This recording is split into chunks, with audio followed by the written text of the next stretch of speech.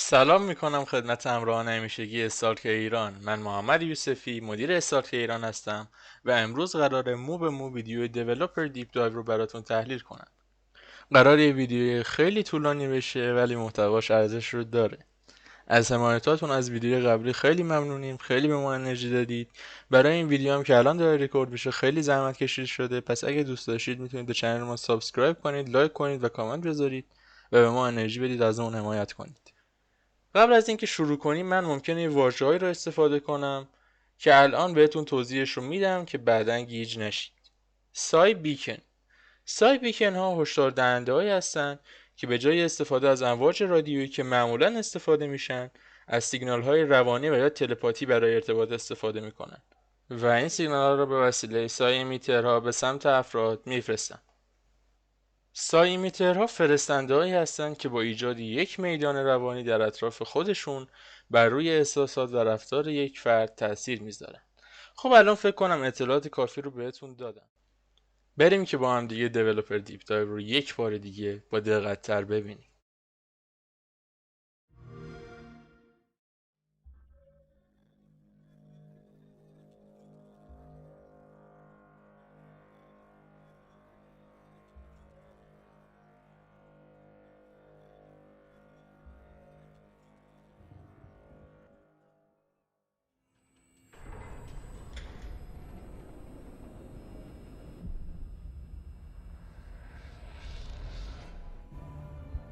Атмосфера, اتمسفر، свобода, آزادی، самотність, تنهایی، сум, غمگینی، страх, ترس.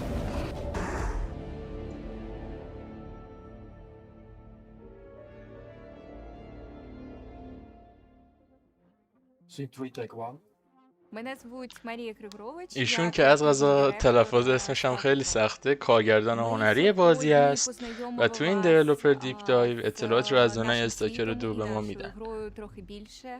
Ми покажемо проходження одного з квестів на регіоні болота.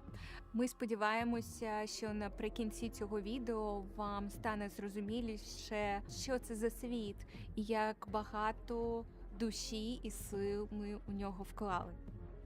Мене звуть Євген Григорович. ایشون هم Я کارگردان Stalker بازی 2 و مدیر гейм اجرایی директор استودیو. і керівник студії.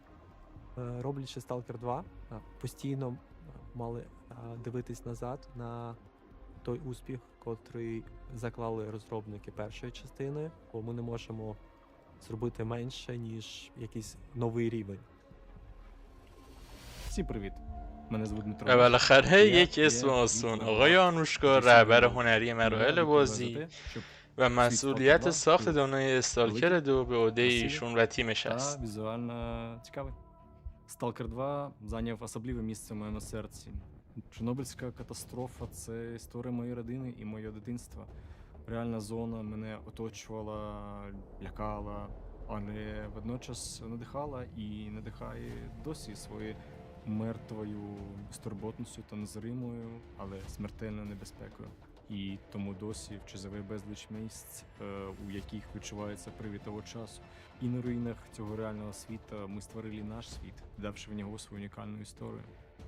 Привіт, мене звати Ігор Довготелес, я тім ایشون هم رهبر تیم سینمایی بازیه و به همراه تیمشون روی کاستینا کار میکنه. дуже важливий, тому що همه این افرادی که تا الان معرفی شدن براشون اوکراین، فاجعه چرنوبیل و استالکر خیلی مهم هست و نقش خیلی مهمی توی زندگیشون داره. Його не можна порівняти, поставити поряд іншу гру, бо такої іншої гри немає.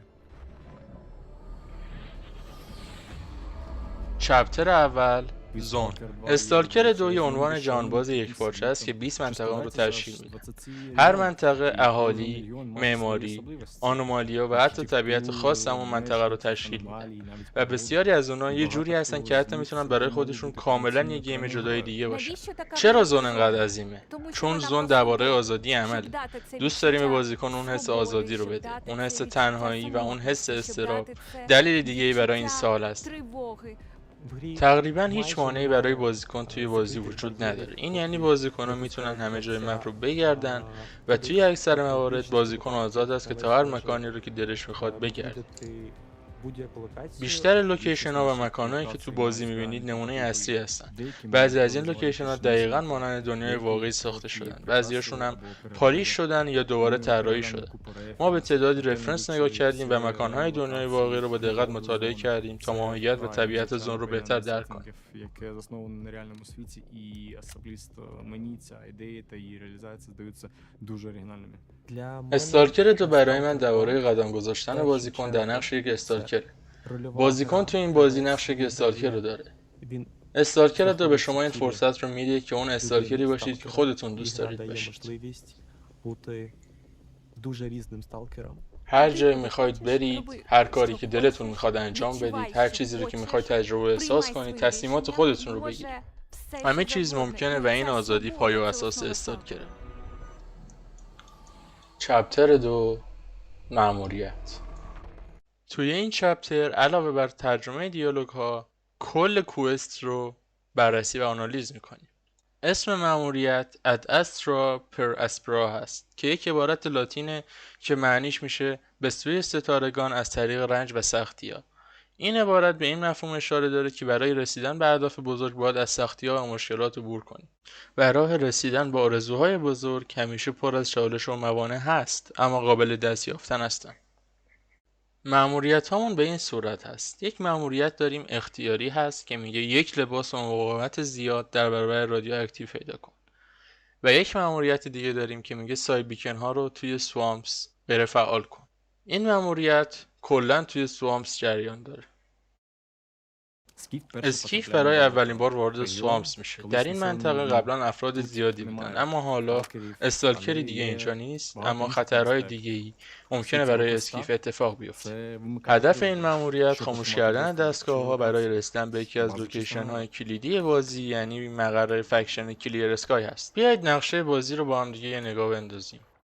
اینجا برنت فارم قرار داره، اینجا چرچه، اینجا پامپ استیشن، اینجا وارن شک و اینجا هم به احتمال خیلی زیاد مقر فکشن کلیر اسکایه. خب از لوکیشن سوامپس بگذریم و بریم بقیه لوکیشن ها رو بررسی کنیم. تقریبا تفاوتی با سری اورجینال نداره. اینجا آرمی اوتپوسته، اینجا هم لوکیشن محبوب هممون روکی ویلیجه، کار پارک، گرین الیویتر و اینجا هم که بریج هست. با نگاه کردن به زمان توی PDA متوجه میشیم که هر یک دقیقه توی گیم 2.5 ثانیه توی دنیای واقعیه که یک چرخه شب و روز در گیم میشه 1 ساعت در دنیای واقعی. Скіф. اسکیف یه آدم عادیه با یه سرنوشت خیلی پیچیده. اون یه ابرقهرمان نیست. اون ذات پیچیده‌ای داره. اسکیف زیاد اهل صحبت کردن نیست، ولی توی عمل کردن قاطع عمل میکنه.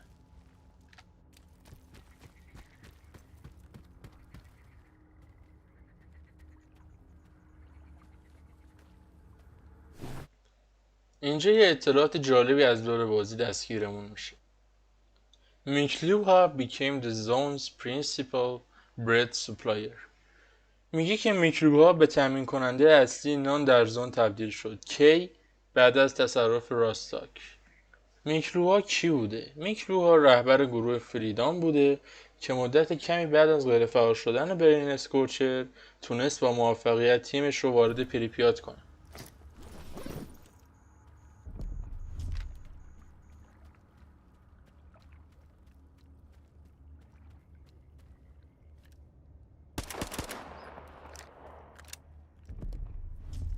За одне проходження ви не зможете подивитися весь контент та познайомитись з усіма. اینا هم که میوتنت هایی که قبلا توی بازی بودن. будете отримувати این میوتنت بلایند داگز هست که تو سری قبلی هم بود. Стикатися з кимось новим. Якщо ви будете потім перепроходити, ви будете опинятися на іншій стороні барикад, так сказати, і дивитися на це іншими очима. انیمیشن مدکیت و انیمیشن بندیج، انیمیشن های زیبایی که به بازی اضافه شدن. اینجا اسکیف بر دیتکتورش رو در میاره، بولتش هم در میاره، میره دنبال یه آرتیفکتی که اسمش В оригінальній ماماز трилогії була بیدز локація است. згорілих хутор. بر Вона була دیتکتور اگه точно نگاه аномальною کنید і ببینید Смалок. که هرچی Як ви اسکیف бачите, به він آرتیفکت точно. نزدیکتر Це میشه аномальне поле Смалок, в якому ми اون знаходимо артефакти فضاهای допомоги. سبز توی بر دیتکتور بیشتر و بیشتر میشن Ми تا провели وقتی که به велику роботу, آرتیفکت щоб میرسه дозволити و гравцям глибше همه поринути в основний сюжет اون гри. فضای سبز Ми پر میشه. прагнули Напевно, اینجا اسکیف один به з اولین основних بخش از рушій میشنش میرسه. прогресії гравця, так, сили гравця, це فرستنده رو знаходження خاموش в میکنه світі нового еквіпу, و یک або فایل دریافت зброї, میکنه. або атачів до зброї, апгрейдів. І більшість цього приходить не з прогресії по сюжету, а з цікавості і дослідження світу.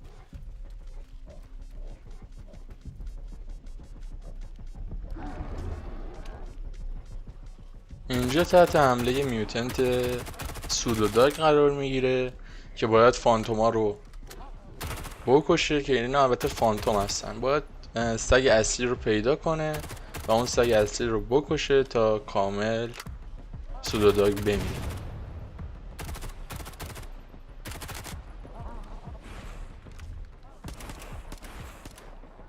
У цій зоні на гравця спочатку нападає сліпі собаки, а потім псевдособака. Псевдособака приходить зі граю своїх фантомів.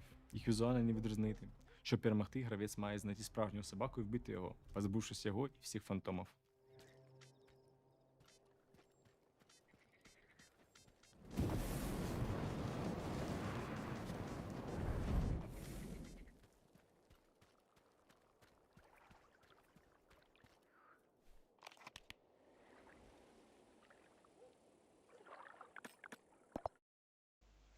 Recording from کالانچا's first beacon. کالانچا کی بوده؟ کالانچا یه شخصیت بسیار مهم توی فکشن کلیر اسکای بوده و قبل از اینکه اتفاقات حالا زون بیفته و چیزای دیگه اتفاق بیفته توی آزمایشگاه X مثل X16 و X16 کنار لبده و سوسلاو کار میکرد. بعد از اینکه زون به وجود میاد و اون فاجعه دوم اتفاق میفته، لبده، سوسلاو و کالانچا تصمیم میگیرن که با هم دیگه فکشن کلیر اسکای رو بسازن. کالانچا اطلاعات خیلی زیادی در مورد زون داره چون از اونجایی که دیگه قبلا توی آزمایشگاه X کار میکرد. برای همین احتمالاً دانش خیلی بالایی داشته باشه از زون. بریم که فایل صوتی کالانچا رو با هم دیگه بشنویم. این پیام برای تمامی پرسنل کلیر اسکای هست. ما مجبور شدیم که مقر را ترک کنیم. غیر ممکنه که زمان برگشتمون رو دقیق بخوایم بگیم. برای اینکه مقرمون رو در زمان نبود دانشمندامون امن نگه داریم، من 5 دستگاه بررسی کردن انیمیشن ها رو دوباره تنظیم کردم. قبلا این دستگاه ها سی افکت داشتن ولی الان عملکردشون تبدیل به رادیو اکتیو کردن محیط اطراف شد. امیدوارم این کافی باشه تا وقتی که برگردیم به مقر.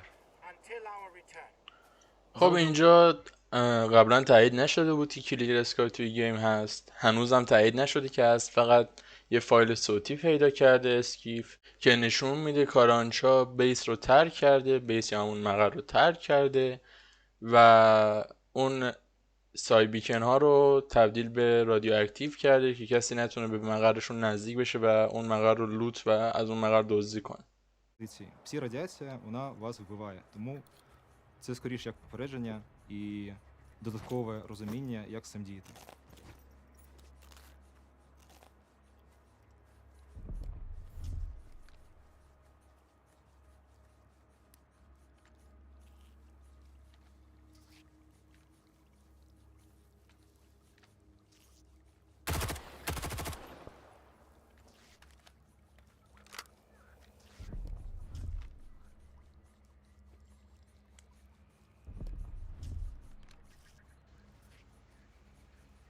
اینجا لوکیشن سلاره که توی نسخه قبلی اصلا نمیشد بهش وارد شد ولی حالا میشه کامل گشت. з тими, хто залишився.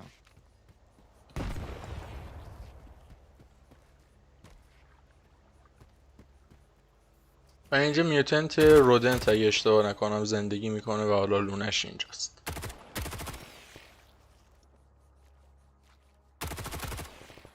повітря, не забуваємо стежити за станом скіфа. Він може бути голодним, він може хотіти спати, як справжня людина. Кожна така міні-проблема, вона знижує його ефективність, тому треба завжди з цим стежити.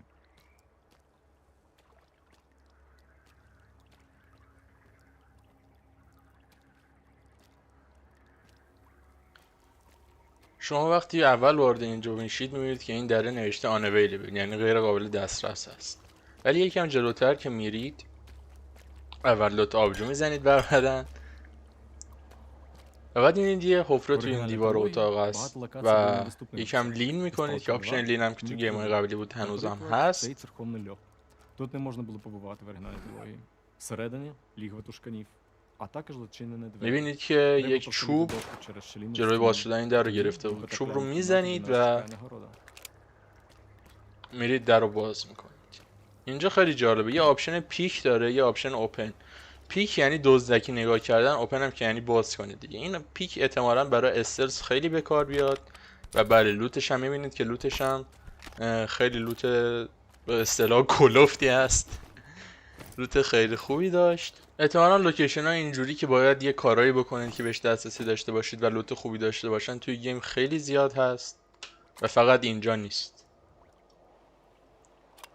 آرمور اسکیف هم که همونطور که دیدیم آرمور استاکر سوت معمولی هست، انیمیشن غذا خوردن و اینجا یه چیز جالبی که ترپ هست، اینجا یه تله است که یه شاتگان بهش وصلید. اگه دیس آرمور نزنید و برید توی تله، اون شاتگان بهتون شلیک میکنه. باید دیسارم کنید، بعدا میتونید اون شاتگانی که تو تله هست رو بردارید و بذارید توی اینونتوری که بعدا استفاده Лігва کنید. кота Боюна. Він імітує голоси сталкерів. و حالا і لوکیشن допоможе. چرچ. Недосвідчений сталкер йде на голос і потрапляє в пацюрі цьому мутанту.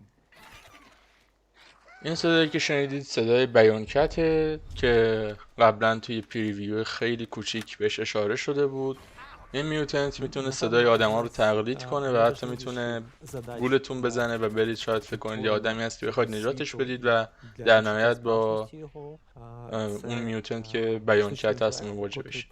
поділяється, напевно, на дві категорії. تقریبا همه جای Це چرچ один قابل варіант دسترسی чистого هست، інтелекту, سقفش، поведінка.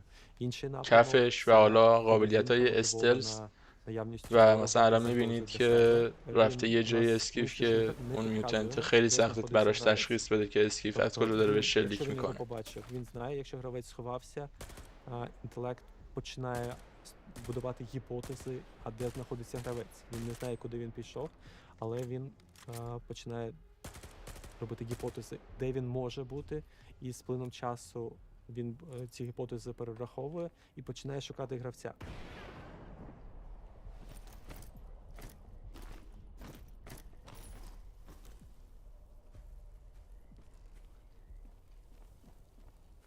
Для сталкеру ми реалізували доволі багато و نقاشی های جدیدی که روی тому چرچ сумарно اضافه це شد. виходить 35. У зброї Впавши вежу, ми стрибаємо на малю подушку. Річ у тим, що не все на малій зони небезпечне. Деякі можуть навіть допомогти. Подушку можна використати для того, щоб м'яко приземлитися і не тримати шкоди при падінні. چه اتفاقی داره میفته؟ من نمیتونم کسی رو حس کنم. اونا کجا؟ بهم بگید اونا کجا؟ چرا ساکتی؟ یه چیزی بگو. Робити гру, яка настільки همینطوری که الان دیدید اسکیف از اون فاصله میپره پایین و هیچ فال دمیج بهش نمیخوره. چرا؟ چون یه آنومالی اون پایینه که این قابلیت رو داره.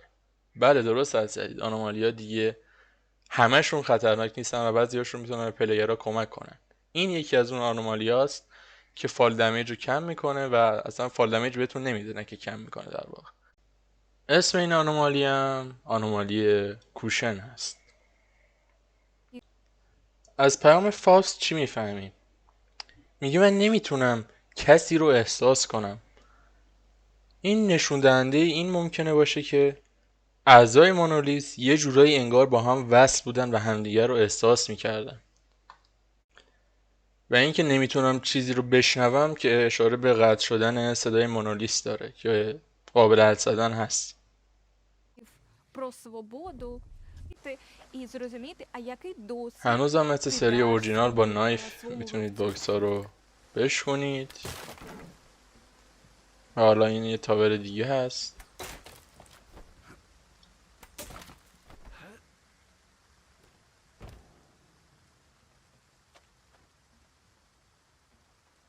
اینجا هم یه تله دیگه هست، دیسارمش میکنید. اینجا تله نارنجک بود، اگه میرفتید توش نارنجک میترکید.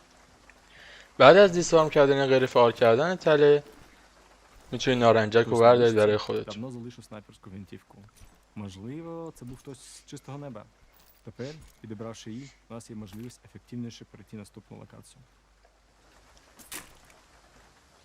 Вона у гравця є ліміт по базі, скільки він може нести. При перевантаженні втрачаються можливості для дуже швидкого динамічного пересування, і гравець вимушений зупинятись або приймати рішення. Так, я залишу це тут. اینجا піду اسکیف далі, یه شیر або متراکم я شده залишу, میخوره، повернусь до цього пізніше і піду далі. اسنایپر رو در میاره و چند تا زامبی جلوش هستن. زامبی ها رو میزنه و میره جلوتر. وقتی نزدیک دیوار میشید مثل الان تفنگ رو جمع میکنه که این نمیتونید شلیک کنید.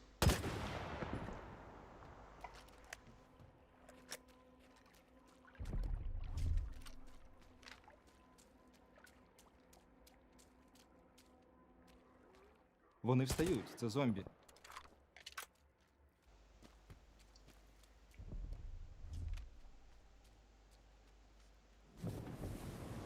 Треба пам'ятати, що зомбі завжди будуть підніматися, скільки б ви їх не вбивали. میوتنت های زامبی فقط باید به سرشون شلیک کنید تا بمیرن.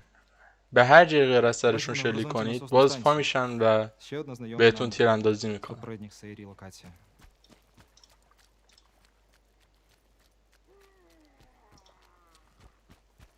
І бачимо, що вся الان станція مشاهده пустить کنید зомбіян. В مکانیزم даному випадку нам дуже в нагоді. Зброя з гарною оптикою. О, і тут و اما میوتنتی به треба نام якомога скоріше کنترلر добігти до контролера, покінчити з ним. که زامبیا احاطش کردن و دارن ازش محافظت میکنن. Підвищує рівень псі-раді. بیاید اینجا رو یه پازی بزنی و با دقت این متن رو بخونیم. نوشته من وقتی توی برج نگهبانی داشتم استراحت میکردم دیدم که یک فلش یا همون میوتنت فلش توی ورلگیگ آنومالی تکه تکه شد. همیشه حواست به قدمات باشه. اینو بعدا بهش اشاره میکنم که یه نکته خیلی جالبی داره. اینجا دوباره فایل صوتی فاست رو میشنویم. میگه چه کاری انجام دادم که منو ول کردید؟ چرا منو ول کردید؟ چه کاری انجام دادم که لیاقتم این شده که تو این سکوت باشم؟ توی این تاریخی بچرخم بدون برادرانم؟ جواب منو بده. من رو ببخش. میدونم من نباید شک کنم، ولی چجوری بدونم چی میخوای اگه نتونم صداتو بشنوم؟ بهم راه رو نشون بده. بهم بفهمون که من تنها نیستم. І ми бачимо, що це продовження. اینجا احتمالا فاست داره با مونولیس Тобто حرف нам, میزنه знову ж таки, و відправити هنوز Фауста, اعتقادش رو به مونولیس از دست його نداده мольбу до Моноліта. و Я میگه думаю, که راهو به من що نشون بده و ми знаємо, що به هم بگو که після چی کار کنم. відключення псів یادتونه یه جا پاز زدم و یه چیزی رو خوندم براتون؟ Вона, як на мене, الان دوباره پاز میزنم و створює توضیح саме میدم بهتون. цей цікавий досвід, котрий روی زمین جلوی پای закінчує اسکیف رو грою, نگاه коли کنید. починається якийсь момент затишку, داره میره جلو. пережити اینجا і ورلگیگ відчути آنومالی. ці кайфові моменти, котрі روی коли زمین دل و روده ті یک рішення, میوتنت які که мав فلش هست. швидко گیم прийняти, انقدر щоб دیتیل و вийти з جزئیات ситуації. داره.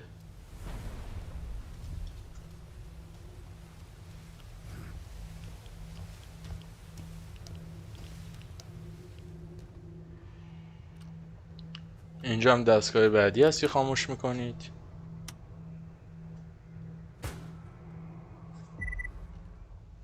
و یه فایل صوتی جدید.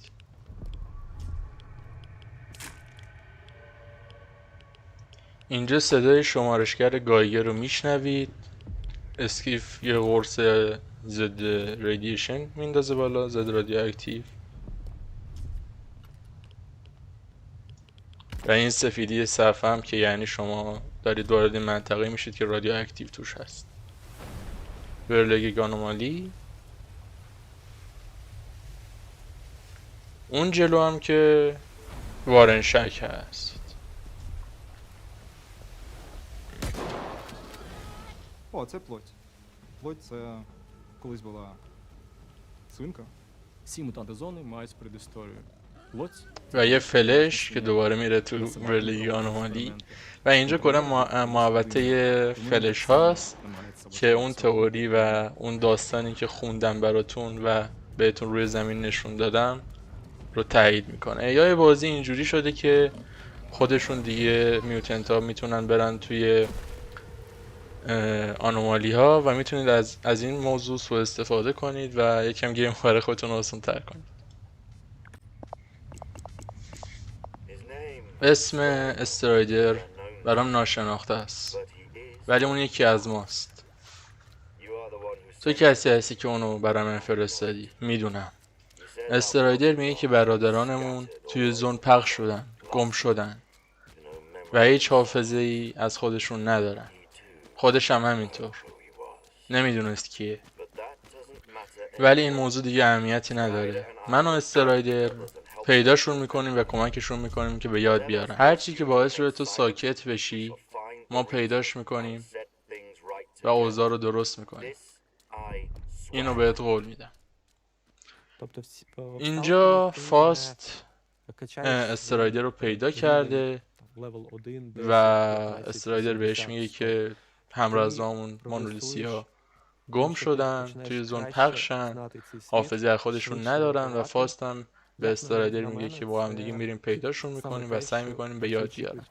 در نهایت هم میگه که یه اشاره‌ای به صدای مونولیس میکنه که دیگه نیست. میگه من نمیدونم چی باعث این شده ولی سعی میکنم پیداش کنم و اوضاع رو درست کنم. اینو قول میدم. اینجا هم وارنشک هست که میبینید اینجا پر از اشعه رادیواکتیو. صفحه سفید میشه، این یعنی اشعه رادیواکتیو اینجا هست. اینجا پل واسط بین سوامس و بیس کلیر اسکای که حالا میشه بیس قدیمیشون چون دیگه اینجا نیستن.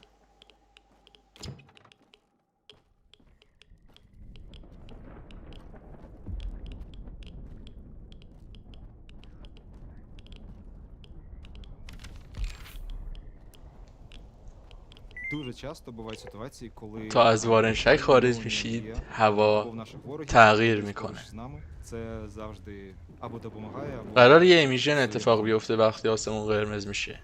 رعد و برقا رو میبینید، اونا ممکنه به شما بخورن و به شما دمیج بدن. همینطور ممکنه به انمیا بخورن. واقعا تغییر آب و هوای خیلی قشنگ و طبیعی داشت، یعنی یه دفعه قرمز نشد. اینجا اسکیف میره توی زیرزمین بیس کلیر اسکای و یه کاتسین تریگر میشه. складніше і при цьому ще цікавіше робити. Found with a stone around his neck. Thrown off a cliff. A priest monolith. Hanged. Torn apart by dogs. Killed. Missing. Pripyat. Killed. Dead. Wild Island. نکته جالبی که داره این یه بخشی از تریلرهای قبلیه. یعنی اون تریلر قبلی رو بذارید کنار این یه کاتسین کامل رو تشکیل میدن. هرچند کامل نیست ولی خب بیشتر میکنن کاتسین که ما اون تریلر رو قبلا براتون زیرنویس کردیم و گذاشتیم توی یوتیوب. بریم این دوتا چیزی که گفتم و کنار هم دیگه قرار بدیم. Thrown off a cliff. A priest monolith. Hanged. Torn apart by dogs. Killed. Missing. Pripyat. Killed. Dead. In an anomaly. Shot by loners. Found with ممنونم ازتون که توی این نیم ساعت 40 دقیقه منو تحمل کردید. ببخشید اگه سرتون رو درد آوردم. امیدوارم تونسته باشم اطلاعات مفید رو بهتون بدم. هرچی تحقیق کرده بودم از ردیت و یوتیوب و حالا هر جایی توی این ویدیو جا دادم. ادیت هم زیاد خوب نیست، ببخشید یه کاتای خیلی سنگینی میخوره.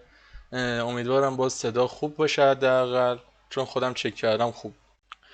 پیشنهادی، انتقادی، چیزی داشتید میتونید توی یوتیوب کامنت بذارید، توی تلگرام کامنت بذارید. من خودم همه کامنت ها رو به شخصه میخونم و اگه حالا اون کارا قابل انجام باشه حتما انجام میدم. ممنونم ازتون. مرسی که ویدیو رو کامل نگاه کردید. شما رو به خدای بزرگ میسپارم و تا ویدیوی بعدی، گود هانتینگ استالکر.